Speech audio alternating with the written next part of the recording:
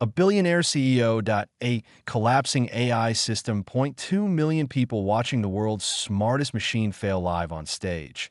And the only person who might save it is an 8-year-old cleaner's daughter. AS alarms blare. Giant screens glitch and flicker like dying stars. Doctor Blake's voice thunders across the hall, humiliating little Maya, calling her just a janitor's kid. The audience laughs. Cameras zoom in. Maya freezes small, terrified, until her eyes fall on the cascading lines of broken code, and something inside her wakes up. The world's biggest corporations were watching: Toyota, BMW, Ford, each holding their breath as Mathker Industries showcased the AI system that was supposed to revolutionize global transportation. Instead, it collapsed, live on a global stream. Sirens screamed as the massive holographic interface cracked into red errors. Engineers rushed in, sweating, shouting commands, rebooting servers. But nothing worked. 4 people had already died because of the system's earlier malfunction. And now, in front of millions, the same errors were returning. Faster, louder, deadlier. Dr. Blake, the billionaire CEO, barked orders like a man drowning in his own invention. Fix it, now. Algorithms crashed. Safety protocols failed. The brightest minds in the building were helpless. Amid the chaos, an 8-year-old girl in a faded pink hoodie stood quietly by the back wall. Maya, the cleaner's daughter, holding her mother's mop bucket. Everyone else saw panic. She saw patterns. Her small eyes followed the lines of code dancing violently across the broken screen. Strange symbols, misplaced logic, rhythms that pulsed wrong, like a heartbeat skipping a beat. Doctor Blake noticed her staring, but he laughed, a cruel, sharp sound that cut through the tension. Well, sweetheart, maybe stick to coloring books and cartoons. Engineers chuckled nervously, desperate to impress their furious boss. But Maya didn't look away, because she saw at one simple point, one tiny mistake no one had noticed, the command written as a statement instead of a question. Her voice trembled. Sir, that line is wrong. Blake snapped. Child, please. She ignored him, stepped forward, pressed one key, corrected one line, and the world changed. The entire system roared back to life, screens stabilizing, engines syncing, the AI core glowing a steady blue. Silence. Then, the live chat exploded. The audience gasped. Millions watched an 8-year-old fix what billion-dollar engineers could not.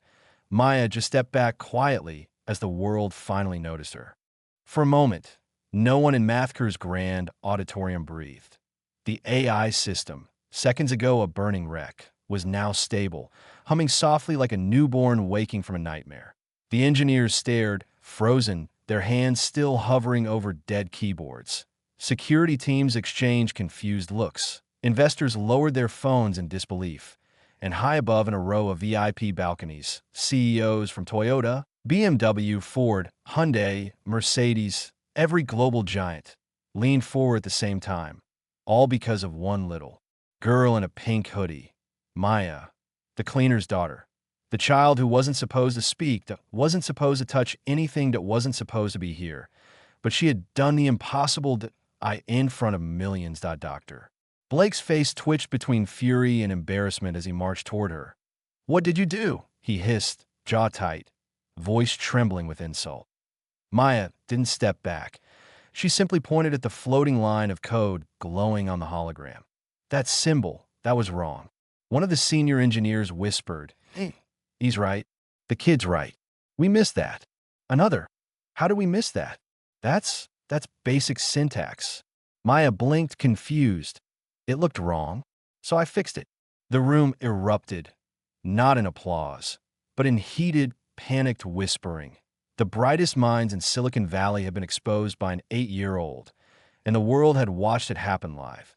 The stream comments exploded faster than the engineers could think. Who is this girl? No way a child fixed that. Fire everyone. Hire Maya. She just saved billions. But the system was still unstable. Warning lights flickered, deep parts of the neural engine groaning like a machine waking after years of sleep. Engineers swarmed the screens again, trying to regain control. And Mr. Blake, one stammered, it's still showing internal corruption. There are thousands of hidden errors. The logic branches, they're collapsing. Blake spun around. Maya, do not touch anything else. But Maya wasn't listening. Her eyes had already locked onto another piece of code, that a section no one dared to explore. A tangle of recursive loops, encryption layers, and machine learning pathways so advanced that only the top team understood them or thought they did. Maya tilted her head. This part is wrong too. The nearest engineer, a tall man with trembling hands, let out a frustrated sigh. Sweetheart, that is core architecture. It's too complex. It's not. You're reading it backwards, Maya said softly. He froze. The line of engineers behind him froze, and the CEOs in the balconies leaned even further forward. Excuse me, the engineer whispered. You build it upside down, she explained. You wrote the answers before the questions. That's why it can't decide anything. Dead silence. One of the engineers gasped out loud. Oh my God, she's right. Another checked the logs, voice cracking. The system's been processing reverse logic for over 6 months. That caused the predictive failures. That's why the cars misjudged trajectories. She just found why 4 people died. The room filled with the sound of 1,000 heartbeats accelerating. Blake looked like someone had ripped the floor out from under him. He forced a chuckle. Weak cracked. Well, that's a very cute imagination you have, but... Maya turned to him, her small eyes steady, her voice clear enough to slice the air. I'm not making you look incompetent. You already were incompetent. It was the sentence that would break the internet for the next 48 hours. Every CEO's jaw dropped. The audience gasped. The live stream shot to 11 million viewers instantly. The chat exploded into chaos. She said it loudly, crying, face, fire, fire. Dr. Blake, you good, bro? This kid just ended a billionaire's career live. Protect Maya at all costs. Blake's face went red. So red it looked like it might melt off. He opened his mouth to shout. But before he could speak, the system began flickering again, worse than before.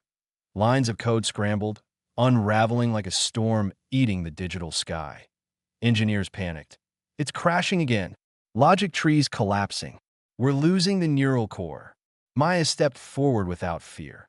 I can fix it, she whispered. The lead engineer knelt down to her level, voice shaking. How are you seeing all this? Maya looked at the code, eyes soft, almost sad. It's like puzzles, she said. You grown-ups, you make things messy. Machines can't breathe when they're messy. Her small fingers hovered just above the hologram. She began reading. Not touching, just reading. Line after line after line. Her voice quiet, almost rhythmic. That's wrong. That doesn't belong. This means nothing. That's upside down. This is a loop that never ends. This question has no answer. This answer has 2 questions. This shouldn't even be here. Engineers watch her like witnesses to a miracle. One whispered. She's mapping it in her head. Another muttered. That's not possible for a child. A third corrected him. It's not possible for anyone. For 20 long minutes, Maya dissected the billion-dollar code that teams of adults took 5 years to build. And she found not 1, not 10, not 50, but over 300 errors. Most of them embarrassingly simple. So simple the experts never considered looking at that level. Children's mistakes, the beginner's mistakes. Sloppy logic, misplaced commands, unasked questions. Maya pointed at a long section, pulsing red. This part is confused, she said. You told it to follow rules and also break them. She fixed line after line.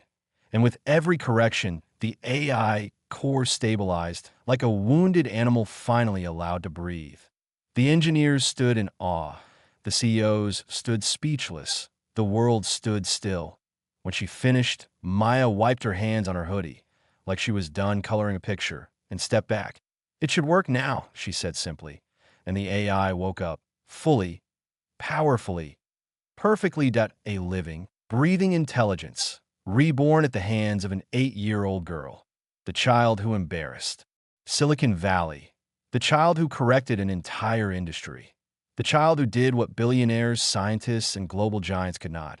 And somewhere in the middle of the cameras, the chaos, the millions watching, a new story was being born, a story the world would never forget. Dr. Blake had been embarrassed, exposed, humiliated, and not by a rival CEO or a competing tech giant, but by an 8-year-old girl. Every camera in the auditorium had captured the moment. Every major network played it on loop. Memes were already everywhere. Hashtag Maya the Coder was trending across 42 countries. The world loved her. But Blake wanted revenge. His company was collapsing. His investors were furious. His empire was burning in front of millions. And the child who caused it stood quietly behind a cluster of servers, holding her mother's mop bucket, as so Blake did what desperate men do. He set a trap, he cleared his throat, smoothed his suit, and forced a smile so fake it bent at the edges. "Ladies and gentlemen," he announced, "since our young guest seems confident in her abilities, let's make things interesting." Maya looked up, confused. Blake continued, turning to face her fully. "You think you've fixed the surface problems. But Mathker's AI isn't just one program. It's dozens. Interconnected, interlocked, layered with millions of lines of code." He stepped closer. "If you're truly as gifted as everyone suddenly believes, then prove it." The room went silent. The engineers stared. The CEOs leaned in. "What do you want her to prove?" one asked cautiously. Blake smirked. "She has 24 hours to fix every system. Every bug. Every module. Every algorithm." Gasp stopped Maya's mother, cleaning in the hallway, rushed in. "She's a child. She needs rest." Blake ignored her. "If she succeeds," he continued, "I will publicly award her a $100 million innovation grant." The world buzzed at $100 million. For a child no one knew existed an hour ago. But Blake added, voice dropping into a cold, lethal whisper, "If she fails even once, even by one line of code, she leaves this building. Forever. No cameras. No interviews. No fame." A hush fell across the auditorium like falling snow. It was a challenge designed to kill her credibility, a trap designed so she would fail publicly, a stage built for her downfall. Blake expected the girl to cry or refuse or hide behind her mother. But Maya simply wiped her eyes, stepped forward, and said, "Okay." Blake blinked. "What?" "I accept your challenge," she repeated softly. Her voice was not loud, but it was steady, strong enough that every microphone caught it. The world erupted. She said yes. Let her cook. Maya versus a billion-dollar company. I'm staying awake for this. This is history. Blake tried to mask his shock, but deep inside he was certain. There was no chance a child could win.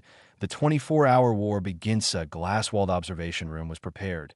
Screens were mounted. Global live streams activated. Maya was seated at a single console, legs dangling off the chair, feet not touching the ground.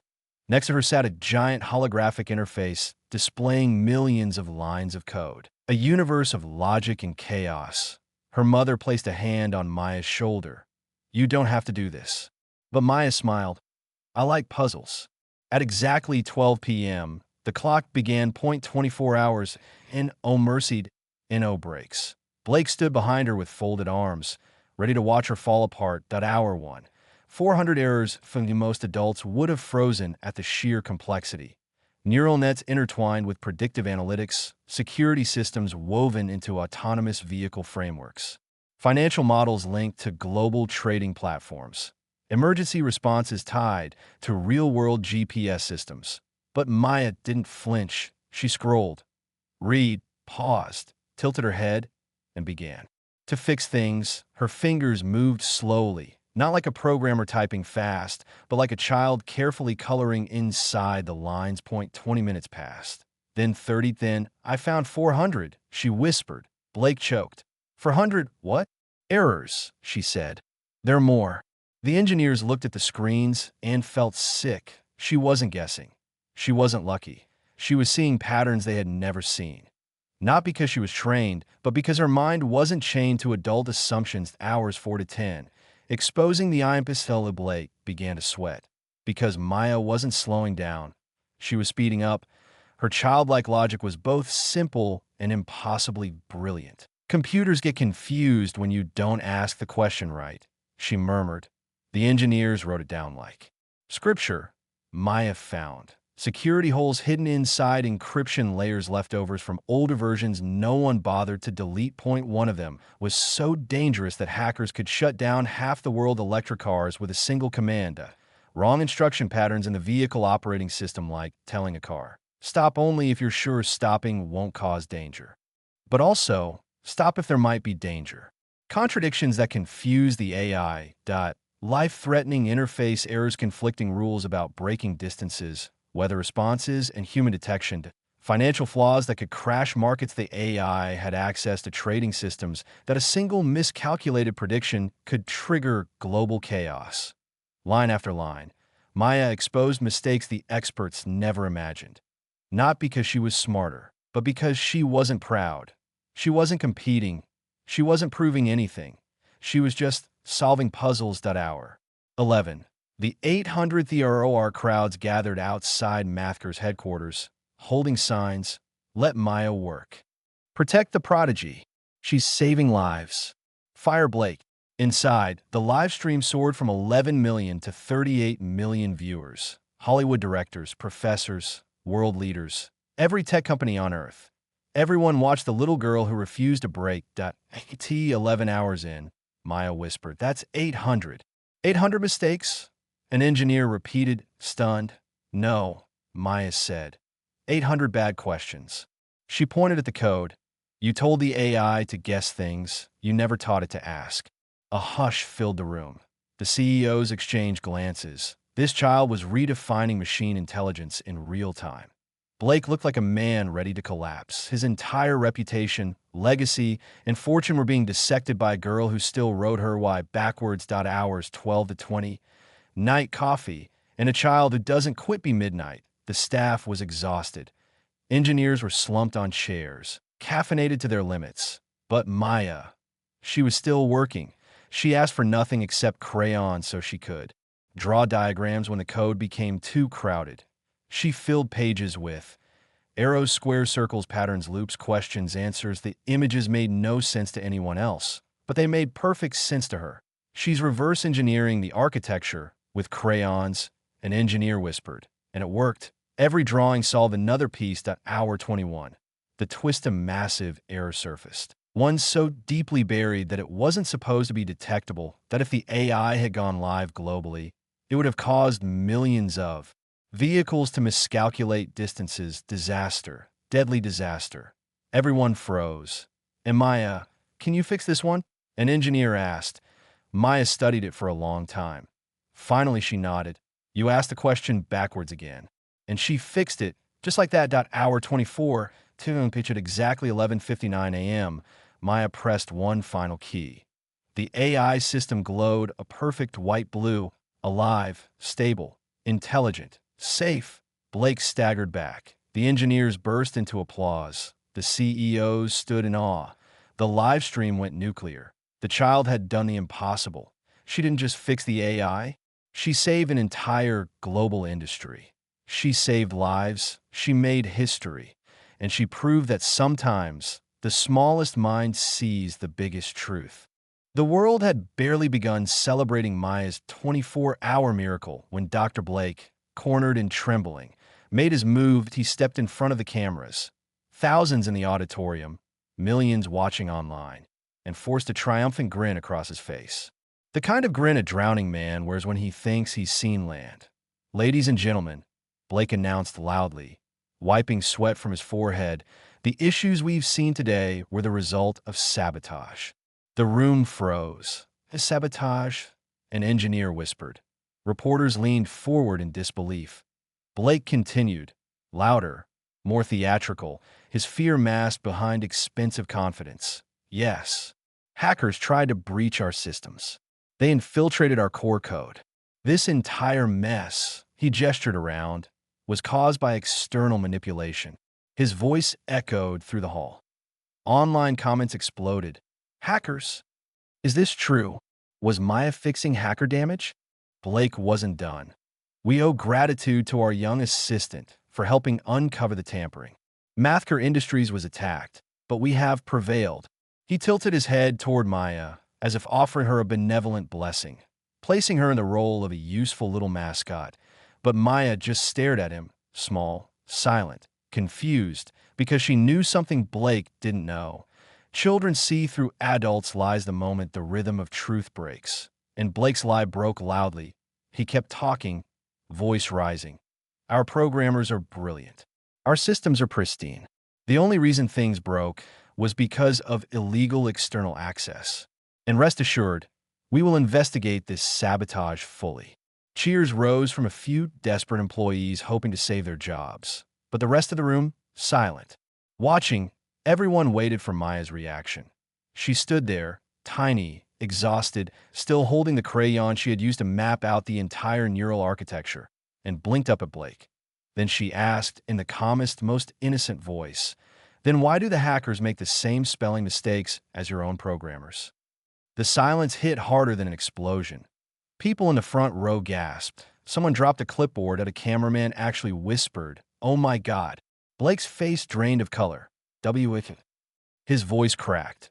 Maya repeated gently, as if explaining something simple to a classmate.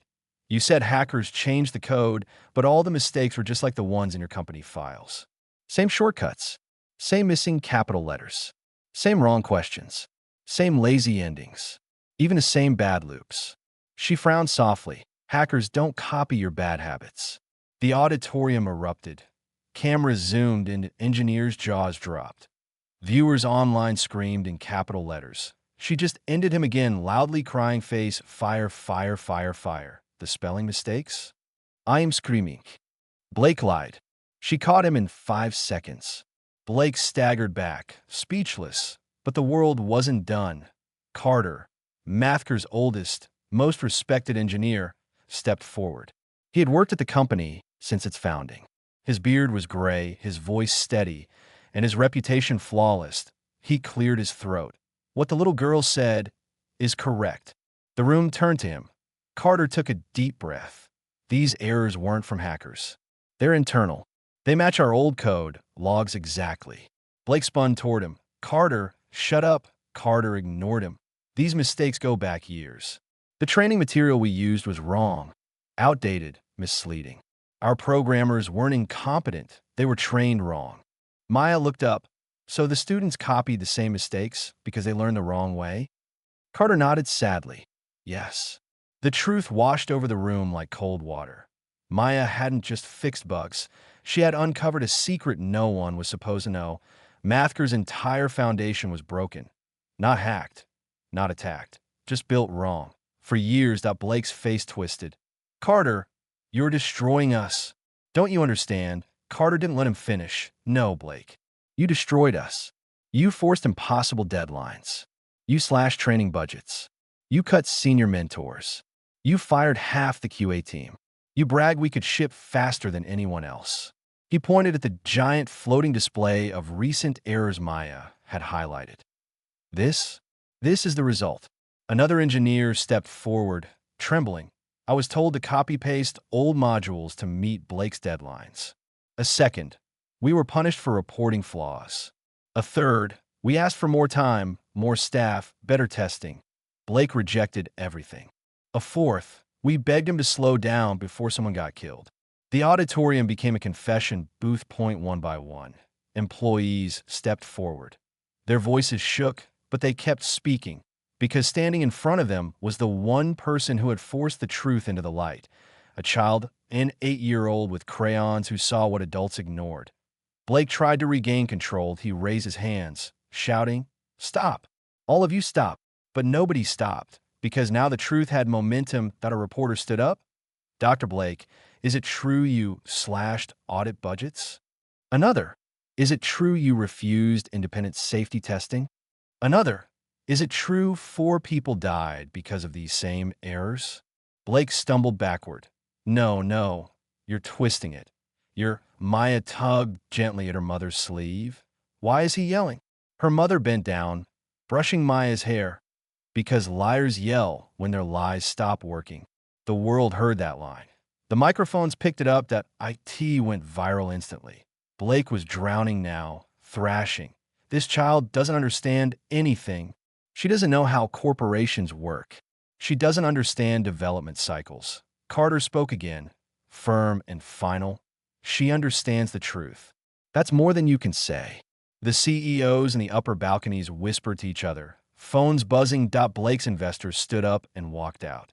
Then the biggest blow of all came from a quiet voice behind the engineers. IT was Liana Zhou, the head of global compliance. She held a file in her hand. Dr. Blake, she said clearly, we found evidence that you ordered teams to hide internal errors from regulators. Gasps. Blake's knees buckled. This is slander, he sputtered. No, Liana replied. This is your signature. She held up a printed document. The camera zoomed in, and the world saw everything. Blake collapsed into a chair, shaking. IT was over. Not because of regulators, not because of CEOs, not because of lawsuits, but because a child proved that sometimes the truth doesn't need power, it only needs innocence. Maya watched quietly as Blake's empire shattered, but she didn't smile, didn't gloat, didn't celebrate. She simply said, you should teach people the right way. Then machines won't get confused, and people won't get hurt. Her voice was soft, but it carried farther than Blake's billion-dollar screams ever had. Because it wasn't just a critique of Matsior. It was a message to the entire world. Technology fails when people lie. Technology kills when leaders hide the truth. Technology hurts when the wrong people are in charge. Maya hadn't just fixed a machine. She had exposed a disease, sickness hiding inside one of the most powerful tech companies on Earth. And the world was finally waking up. Blake had run out of excuses, run out of doubts, run out of ways to hide the truth staring him in the face. But he wasn't ready to admit it. He took Maya, tiny, calm, feet barely touching the floor when she sat, into his cold glass lab one last time. A room filled with humming servers, blinking quantum processors, and a pressure that made even grown engineers sweat. This, Blake said, gesturing to a floating hologram of tangled quantum strings, is the most complex encryption system ever built. The backbone of the global economy. He leaned closer, forcing a smirk. One wrong symbol here, Maya, and you don't just fail, you crash the world economy. His team froze, exchanging anxious looks. And no one had ever solved this system consistently. Not even Blake. And everyone knew this was a trap, that a final attempt to prove Maya was just lucky. A child. Not the phenomenon she truly was, but Maya didn't respond. She simply stared at the glowing lattice of quantum states, quiet, small, her hands resting softly near the console, her feet swinging with absent rhythm. For a long moment, the room fell silent except for the low hum of the quantum core. Then Maya spoke. Not loudly, not nervously, just softly, like she was explaining something obvious. Your quantum computer is answering wrong, she said. Blake blinked. What? Because Maya tilted her head, almost confused why no one else saw it. You keep asking wrong. The room stiffened. Blake's smirk vanished. Before anyone could speak, Maya reached toward the hologram. Her small finger traced a path through the entangled nodes, moving slowly, gracefully, as if she were following an invisible melody only she could hear. She tapped one symbol. Just one. A ripple burst across the hologram, expanding like a wave of light breaking through a dark ocean. The system's efficiency meter, stuck at 60% for years, suddenly spiked 0.68%, 73%, 81%, 90%, 94%. Alarms blared because the machine had never reached those numbers before. Engineers scrambled to monitors. Blake grabbed the console, eyes wide, checking and rechecking. Everyone was talking at once. What did she do? That symbol wasn't even documented. She re-indexed the entanglement layers. No, she reversed the error propagation logic. She solved it like it was nothing. But Maya wasn't celebrating. She wasn't overwhelmed. She wasn't even proud. She simply looked at Blake with innocent honesty and asked, "Can I go home now? I have homework." Blake felt the world tilt. This wasn't luck. This wasn't intuition. This wasn't even genius. This was a child seeing the universe the way it was meant to be seen, without fear, without ego, without the walls adults build around possibility. He staggered back from the console, watching numbers stabilize at levels humans had once believed physically impossible. His voice broke. "You fixed quantum encryption?" Maya shrugged softly. It was just a wrong question. That single sentence hit Blake harder than any insult, any challenge, any defeat. because he suddenly understood. All this time, he had tried to prove her wrong. But Maya had never tried to win. She just wanted to understand. And in understanding, she was healing something broken, not just in machines, but in people that I in him. The technicians watching from behind the glass felt their chests tighten. Some smiled. Some wiped tears. They weren't witnessing a test. They were witnessing a miracle wrapped in the body of a gentle girl who still asked if she could go home, that a child had just perfected the world's most advanced encryption. And for the first time, Blake wasn't afraid, that he was humbled and deeply, genuinely grateful. Brilliance has no age. Genius has no degree. And respect is not a privilege of the rich. It belongs to anyone brave enough to speak truth. Maya didn't just win a challenge. She won dignity for every child who was ever underestimated. She earned the $100 million. She uncovered the world's largest corporate espionage scheme. And she reminded humanity of something we often forget. Sometimes the people we overlook, the ones we dismiss, are the very souls destined to save us all.